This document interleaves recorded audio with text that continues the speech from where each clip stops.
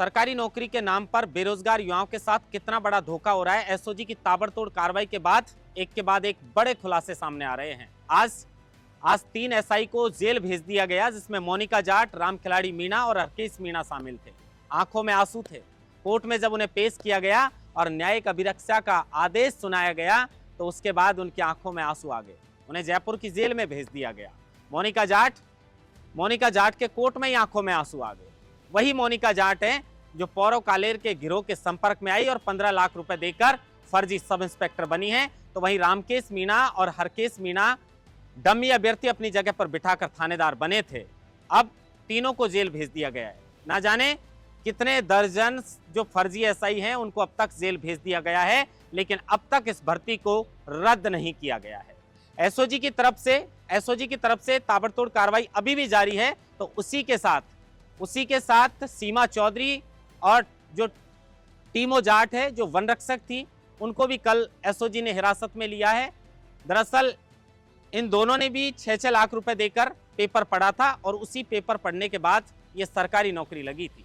अब एसओजी के शिकंजे में ये भी फंस चुकी, जिन्हें जयपुर लाया गया, जिसमें बाड़मेर की राजकीय महाविद्यालय के पूर्व अध्यक्ष और कांग्रेस के पूर्व पार्षद नरेश देव उर्फ एनडी सारण, जिन्होंने अब तक उन्होंने 29 बच्चों को, इस मामले को वन रक्षक को लेकर 29 बच्चों को हिरासत में लिया जा चुका है। एनडी सारण को कोर्ट से 9 दिन की रिमांड पर भेजा गया है। एनडी सारण ने कितने बच्चों को पेपर पढ़वाया था और उन्हीं के गिरोह ने इन दोनों वन रक्षकों को पेपर पढ़वाया था, जिससे ये सरकारी नौकरी लगी थी। लेकिन सवाल ये है कि एसआई में ताबड़तोड़ कार्रवाई भी की जा रही है। वन रक्षक की भर्ती में भी जो है एसओजी लगातार 29 आरोपियों को हिरासत में ले चुकी है, जिन पर पेपर पढ़कर या पेपर लीक करके और वन रक्षक बनने के आरोप हैं। लेकिन सवाल यह है कि इतने बड़े स्तर पर धांधली होने के बाद बेरोजगार युवाओं के साथ कितना बड़ा धोखा हुआ हो। शहरी क्षेत्र हो या गांव देहात के बच्चे हो, वो जब पढ़ने के लिए शहरों में आते हैं, कोचिंग करते हैं, तो कोचिंग की फीस भी उनके परिजन कैसे जुटाते हैं, कैसे 8x8 के कमरे में रहकर वो उस मुश्किल के दौर से गुजरकर सिर्फ एक सपना देखते हैं कि ये मुश्किल दौर निकल जाएगा अगर मैं सरकारी नौकरी लग जाऊंगा या लग जाऊंगी। तो उसके बाद जब वो परीक्षा देने जाते हैं तो बाद में पता चलता है कि उस भर्ती का तो पेपर ही लीक हो गया।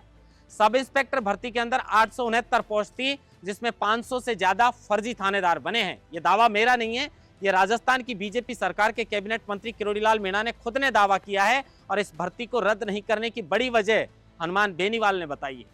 अब हनुमान बेनीवाल के पास इसको लेकर क्या सबूत है पता नहीं, लेकिन वो देश की सबसे बड़ी पंचायत के सदस्य हैं।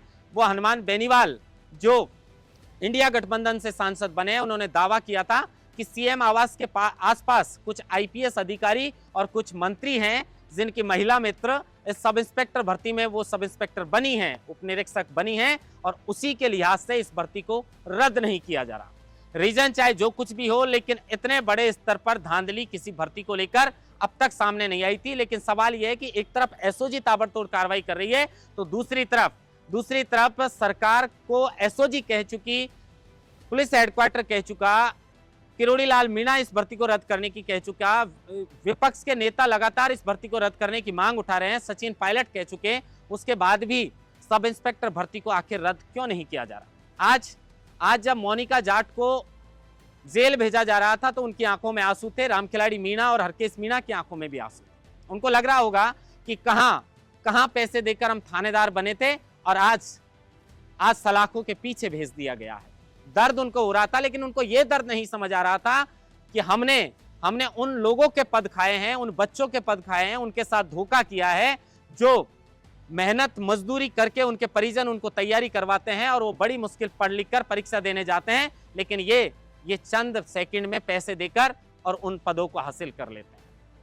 जिसने भी गलत किया है उसके साथ गलत होना भी चाहिए। अब वो सलाखों के पीछे हैं, लेकिन सवाल यह है कि आने वाले समय में जिस तरीके से वन रक्षक में लगातार अब तक, जैसा मैंने बताया कि 29 फर्जी वन रक्षक जो पैसे देकर या पेपर खरीदकर या पेपर पढ़कर या डमी अभ्यर्थी बिठाकर वन रक्षक बने थे, या उसी तर्ज पर जिस तरीके से राम खिलाड़ी मीणा और रामकेश मीणा जिसको आज जेल भेजा गया था, उन्होंने अपनी जगह पर डमी अभ्यर्थी बिठाकर और उन्होंने थानेदार की पोस्ट हासिल की है।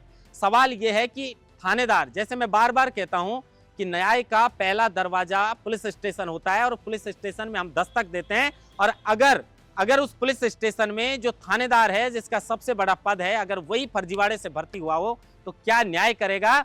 और वो सिर्फ एक ही काम करेगा, या तो जनता का जीवन भर खून पीने का काम करेगा, या उसका ध्यान ये रहेगा कि जिस तरीके से मैंने पैसे देकर इस नौकरी को हासिल किया है, मैं जिंदगी भर इस नौकरी से कैसे पैसे कमा सकता हूं। अब लगातार एसओजी इस मामले को लेकर कार्रवाई कर रही है, लेकिन इंतजार इस बात का है कि राजस्थान सरकार ने कहा था कि पेपर लीक माफियाओं को ठिकाने लगा दिया जाएगा, उनको घर बिठा दिया जाएगा, लेकिन उन्हीं की सरकार के कैबिनेट मंत्री लगातार कह रहे हैं कि छोटी मछलियों को पकड़ने से ज्यादा फायदा है नहीं, बड़े मगरमच्छों तक पहुंचो। तो सवाल यह है कि इन भर्तियों को लेकर, थानेदार की भर्ती को लेकर अब तक सीबीआई जांच क्यों नहीं करवा लेती सरकार?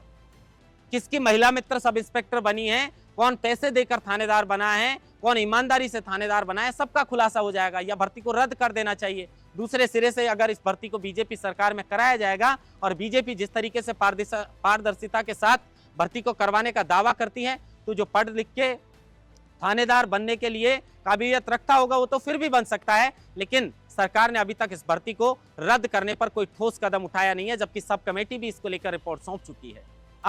अब इंतजार इस बात का रहेगा कि किरोड़ी लाल मीणा जिस तरह कह रहे हैं कि बड़े मगरमच्छों को पकड़ने की जरूरत है, तो क्या एसओजी या सरकार बड़े मगरमच्छों तक पहुंचेगी?